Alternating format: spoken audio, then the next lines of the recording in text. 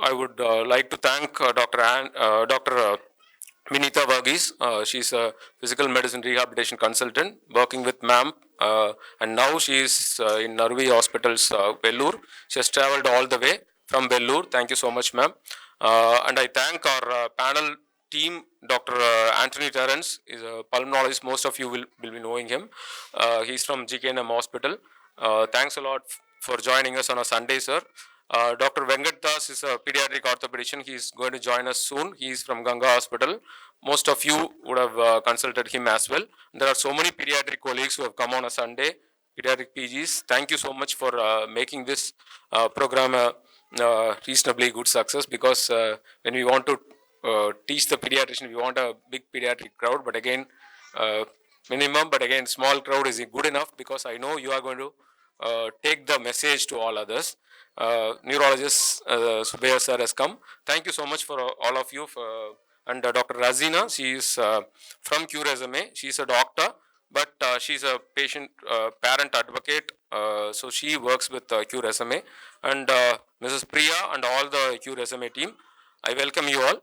And my dear friends, students from Bharatiyar University, doctor from RVS Hospital, my staffs, my colleagues, thanks a lot for the support. Mr. Kadar, thank you so much for all the support you have given.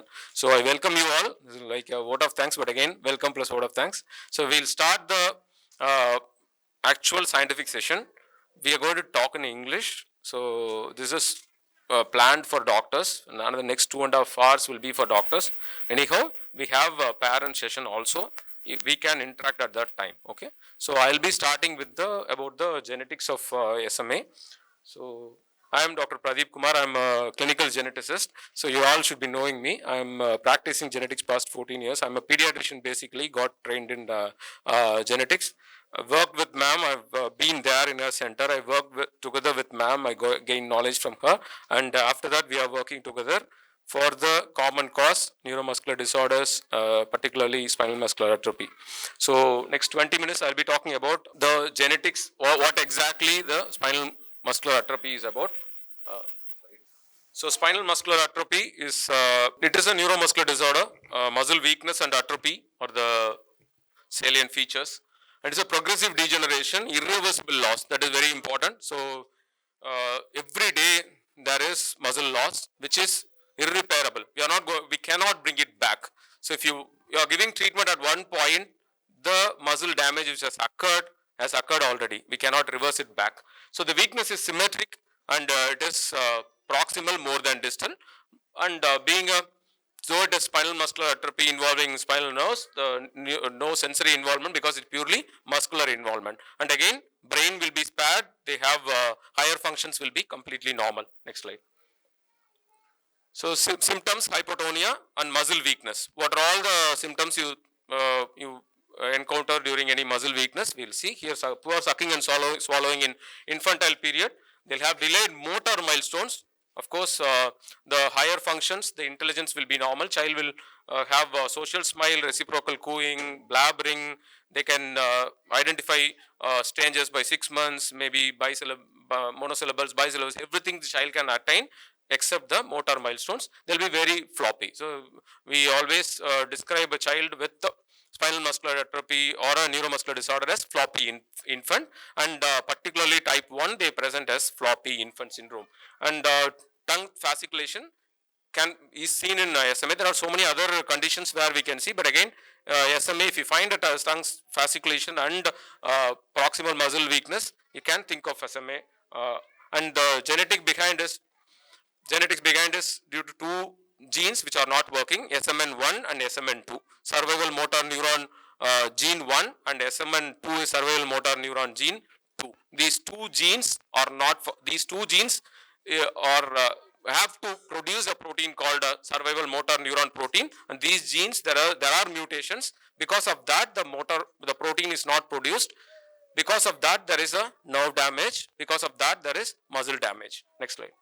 So you stand as a whole human being. If you split this body into organs, tissues, cells, inside cells there are 46 chromosomes. 23 pairs of chromosomes, 23 from father, 23 from mother. And inside these chromosomes there are 23,000 pairs of genes. So if you imagine chromosomes are like bricks, the granules inside are called the genes, and two genes are important for today, SMN1 and SMN2. SMN1 is one gene that has a pair again, and SMN2 also has a pair. So two pairs is the focus of interest for today. Next slide. Each gene gives some information to the body to produce a protein. So genes give information to the body to produce proteins. These proteins can be enzymes, hormones. Here the protein in our topic of today is survival motor neuron protein. So to produce that protein, this SMN1 and SMN2 has to give some signals. So the genes are not functioning, this protein is not produced, because of that no integrity of the nerves, because of that muscle damage happens. Next. So genes in SMA, survival motor neuron gene 1. This is very important gene because this produces major chunk of the protein. 90% of the protein is produced by this SMN1. So the problem, if SMN1 is mutated, definitely they'll get SMA. So it can be of different types that I'm going to explain in future slides. It produces the functional SMN protein and it is located on the chromosome 5. I told you, 46 chromosomes, 23 pairs. Fifth chromosome, these genes are sitting, and mutation causes loss of survival motor neuron protein, motor neuron death. And SMN2 is a partner. There is a slight difference between SMN1 and SMN2. The C gets replaced into T in exon 7. That is why the protein production is less in SMN2. Mostly produces truncated non-functional SMN protein. So major chunk is produced by SMN1, and SMN2 produces protein, but it is not completely functional. So number of SMN2 copies have a role in deciding the severity of the disease. So it produces very little. If the SMN2 copies are more, that little, maybe little more, so that the clinical manifestations will be low. So next slide. Here you can see SMN1 produces about 90% of the protein and SMN2 produces about only 10% of the protein. If this SMN1 is not functional, 90% of the protein is not produced, only 10% is produced, that is not enough. Maybe SMN2 copies are more, the protein production may be little more, so that the clinical manifestations will be minimal. Next slide. So more SMN2 copies, milder disease phenotype. Next slide. So types by SMN2 copy number. Here is, if there is a disease, it means SMN1 is mutated. It is not functional. Why do we check SMN2 copies is to decide which group it is, which type it is. But again, there will be overlaps. If the SMN copies are 0 to 1, it is prenatal onset. That is fetal manifestations.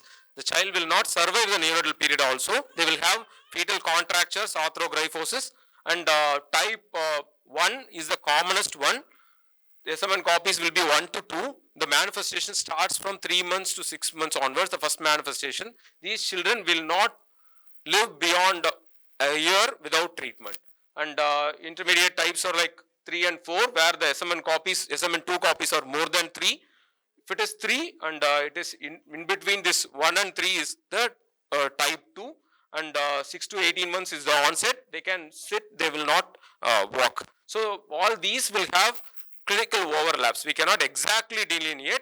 We have SMN1, we don't have confusions. Most of the time the presentation, the severity will be the same, but there are some overlaps between 2, 3 and 4. But this is decided by the copies of SMN2, which produces only minimal amount of protein. Next slide. So SMN inheritance pattern, it is an autosomal recessive disorder. Autosomal recessive disorder means there is a 25% chance of getting a baby with SMA in the next pregnancy. So autosomal recessive have recurrence risk of 25%. That is very important, because we have a disease which is very difficult to treat and we have preventive options. Unless we know about the genetics and the recurrence part, we cannot prevent a baby being born with SMA. And most importantly, these are functional disorders, cannot be identifiable by antenatal ultrasound. So once we know once the baby is born, they will develop this weakness. So it is very difficult to identify in utero if it in type 1 or type 2, type 3, so type 4, all these. So we need to do prenatal analysis to find out. And genetic testing, if we suspect a child is having SMA, the first line of testing will be to look for deletions in SMN1 gene in exon 7 and 8 level. This deletion can be picked up by MLPA or PCR. These are the two methods which has to be ordered first, and 96% to 97% will get the results. Sometimes there will be some challenging situations where we may need to proceed with exome sequencing to find out point mutations. So that constitutes about 3 to 4%. Next slide. So this is one family. Mother is 22 years old, third degree consanguineous parents. First child G3, P2 and L1. The second child died at 9 months, floppiness, was alert till the end, and weakness and poor feeding were the features. They presented to us at 9 weeks of gestation. So what will be the question I'll ask the family? They are with an ongoing pregnancy, previous baby died, baby was alert, that means brain was fine, baby had weakness and poor feeding. The first question I'll ask is, where is the genetic report of the first child? That is going to give me the confirmatory evidence so that I can check this fetus now. So luckily, next slide, the family have tested the parents, the previous child's genetic analysis was done. There were deletions in exon 7 and 8. This confirms homozygous deletions, confirms SMA, probably SMA type 1, and we know the mutations here. Next slide. Those family members, most of the time 99% and above, they will be invariably carriers. We reconfirmed with parental carrier screening. They were found to be carriers. They were carrying heterozygous mutation. This is a simple family where homozygous mutation, parents both are heterozygous. And next slide. We tested the fetus. Fetus was negative for SMA. This falls into the 75% group, so we can reassure the family. Next slide. So there are so many other genetic factors also, because you think of SMA, you always think of this fifth chromosome, SMN1 and SMN2. There are so many other conditions which will have the SMA features where the mutation will not be in the SMN1 and SMN2. Those situations we have to order whole exome sequencing. These are SMA, similar SMAs actually, proximal SMA, distal SMA. There are so many other genes also involved. If you are MLPA is negative, definitely whole exome sequencing will be needed. This has to cover all these genes, including point mutations in SMN1 and 2. Next slide. So challenging case scenarios, next. If you see here, child with SMA, SMN1 0 copies, homozygous. Mother had 1 SMN copy, it should be 1 copy. So father had 2, previous. Father had 2 SMN1. So that means mother is a carrier, but father has 2 copies. That means he is not heterozygous, he is normal. So these situations can occur. We have to proceed with testing single nucleotide polymorphism analysis. Both copies on the same allele will be proved. This is called cis pattern. So where one chromosome itself, the father will be having the 2 SMN genes. The other chromosome, it will be empty. If he gives that one, and the mother gives the empty mutated gene from that chromosome, the baby will be affected. This is for understanding. So these situations can occur. This is called cis pattern. Next slide. Compound heterozygous status, where child will have SMA.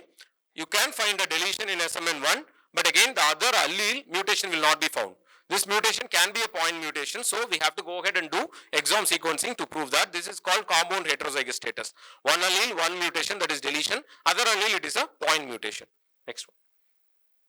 So SMA-like situations where other genes also will be involved.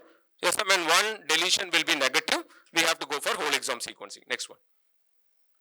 In monozygotic twins, I can give you an example where one twin is has a severe disease, other one is relatively slow, progressive, milder disease, but they have similar genetic variation. That means genetic abnormality. So there are modifier gene concepts like plastin 3, NCALD. All these have effects on clinical manifestations. So both the genotype can be the same, but the phenotype wise they can be different. That is explained by these gene interactions. Next slide. So there are so many unusual genetic presentations like compound heterozygosity, 2-0 silent carrier status, SMN1 gene conversion, duplications, triplications of SMN1, intronic regulatory variants in SMN1, SMA-like phenotypes without SMN1 mutation, intragenic rearrangements or partial deletions of SMN1, discordant phenotype in monozygotic twins, SMN1 deletion with co-deletion of SMN2, 2 genes are deleted completely, germline or somatic mutations in the family members also. All these are some challenging situations where we have to go ahead, thoroughly examine the genetic variation and then plan next pregnancy or treatment options. The diagnostic workflow is do an MLPA or PCR to check for SMN1 deletion or deletion, SMN2 copy numbers, and if it is negative, then think of doing whole exome sequencing, and haplotyping testing may be needed if the father is having two copies, but we don't know where it is sitting. The functional studies RNA analysis for intronic variants also has been suggested. So if it is negative, don't close the chapter, go ahead, finish the genetic evaluation, prove what type it is. Most of the time, 96 to 97%, you can get the answers by MLPA. If it is not so, then go ahead and do further level of testing. Next slide. Yeah. So SMA is primarily caused by SMN1 deletion, gene deletion, exon 7 and 8. SMN2 copy number modifies the phenotype, and recurrence risk is 25%. Prenatal diagnosis, either pre-implantation, prenatal diagnosis by chorionic villus sampling, amniocentesis, testing whether the fetus is affected or not, and if the fetus is affected, they have to take a call whether to continue the pregnancy or not. And pre-implantation genetic diagnosis is possible in case of IVF pregnancies, and donor program also can be explained to the family. Knowledge about atypical genetic mechanisms are important for complete diagnosis. We cannot leave the family incomplete. Consider phenocopies and modifiers for unusual presentations. So advances in gene therapy have transformed SMA care. For that, Anne ma'am will be with the expert to explain to you. So thank you so much.